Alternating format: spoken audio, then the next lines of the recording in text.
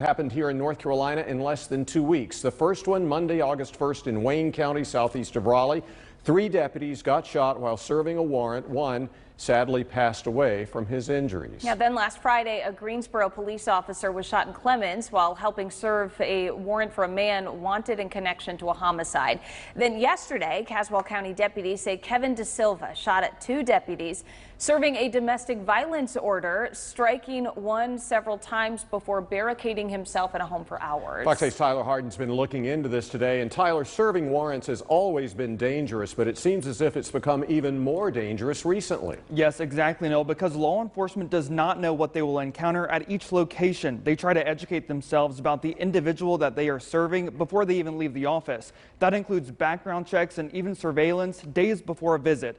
Well, I learned today every department has their own procedure when doing this. Some dictate the number of people who go along or assign a special team of members to serve those papers. How are we going to approach the residents? Has he made threats to law enforcement? Has she made threats to law enforcement? Those are some of the questions that come into play when law enforcement serves a warrant. Is it someone that we deal with on a regular basis? All these things come into play. Do they have weapons inside the residence? You want to gather as much information as you can while en route to serve the warrant. The Randolph County Sheriff's Office uses patrol officers, the criminal apprehension team, and the serious emergency response team to serve papers. I'm sure departments are revisiting and looking at their policies and procedures and how to serve warrants. The president of the North Carolina Association of Chiefs of Police, Damon Williams, says the bursts of violence are increasing. We have to address mental health. We have to address our gun law issues. We have to address those issues in the state. We can no longer ignore them. They're real. They exist. And when you combine an individual with mental illness with a potential weapon, it's never going to be a good result. Civil unrest, massive law enforcement shortages, and public scrutiny the past few years has changed the profession.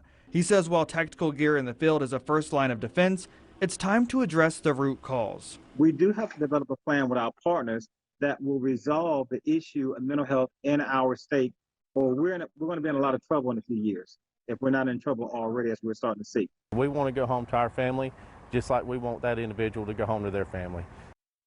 The Association of Police Chiefs president plans to meet with the North Carolina Sheriff's Association within the next week. He wants to harden the laws and provide more resources to law enforcement. His group recently met with the governor and attorney general to discuss crime reduction. Neil. Tyler,